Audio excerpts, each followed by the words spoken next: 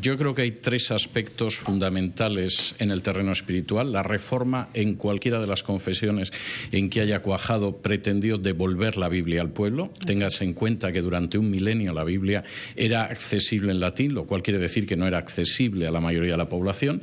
Pretendió devolver Cristo al pueblo, en el sentido de volver a colocarlo en el centro del debate teológico, donde se habían ido introduciendo el culto a otra serie de seres sobrenaturales, y pretendió devolver santos y vírgenes, santos y vírgenes, para ser claros, y pretendió, en tercer lugar, devolver el Evangelio de gracia al pueblo. Es decir, la salvación no es algo que se gana, se merece o se paga, como en el caso de las bulas de indulgencia, sino que es algo fruto directo del amor gratuito de Dios que se ha manifestado en la muerte de Jesús en la cruz. Eso sería en el terreno, si se quiere, espiritual. Pero claro, la Reforma implicó regresar a la Biblia, y eso significó una serie de cambios que marcan una enorme diferencia entre la Europa reformada y la contrarreformada, igual que luego entre la América de la Reforma y de la contrarreforma. ¿Por qué? En primer lugar, porque la Reforma exige leer y escribir. No es una religión de ceremonias, de ritos, es una religión del libro.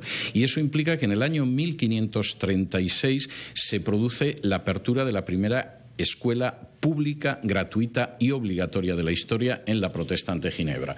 En el Perú no ha habido una ley de educación pública hasta bien entrado el siglo XIX. La Reforma tuvo dos grandes aliados. Uno fue el libro, que empieza con Gutenberg. Uno es el libro. Es como el Internet. Si no hubiera habido libro, no hubiera leído y no se hubiera expandido las traducciones que hubo. Bueno, es que los adelantos técnicos, ¿no? Los adelantos técnicos siempre ayudan a la causa de la libertad. Y luego la protección de los príncipes alemanes. Acá un tema político. Los príncipes alemanes necesitaban un adalid para pelear contra el Papa. Sí, pero no todos los príncipes alemanes apoyaron la Reforma. Algunos fueron claramente contrarios a la Reforma, y el propio emperador, que era Carlos I de España y V de Alemania, era contrario. Pero se estaban enfrentando al emperador. Federico el Sabio se dio cuenta que este era un instrumento político bastante útil. Pero eso no sucedió ni en toda Alemania y, por supuesto, no en el resto de Europa. No pasó en Inglaterra. En Inglaterra la Reforma fue perseguida inicialmente por Enrique VIII. De hecho, la Reforma no cuaja en Inglaterra hasta Eduardo VI. Fue perseguida en Francia, en Suiza, etc.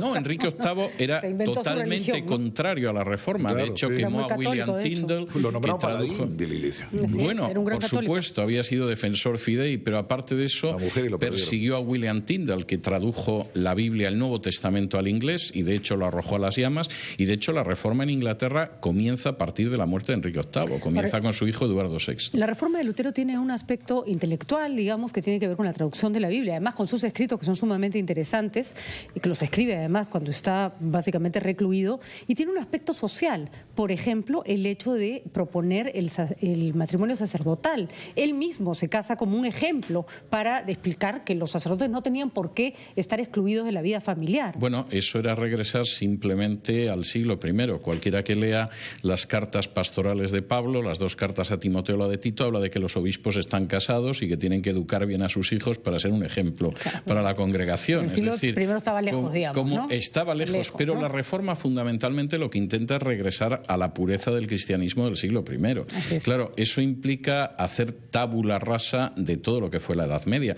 pero no solamente en el terreno de la educación o del matrimonio de los clérigos. La Reforma dispara la revolución científica. Es decir, durante un periodo enorme de tiempo que llega hasta el siglo XX, la revolución científica está en manos de protestantes. Por ejemplo, del año 1900 al año 1990, el 66% de los premios Nobel en ciencias fueron protestantes. El 22% fueron judíos educados en naciones protestantes. Además, hay una...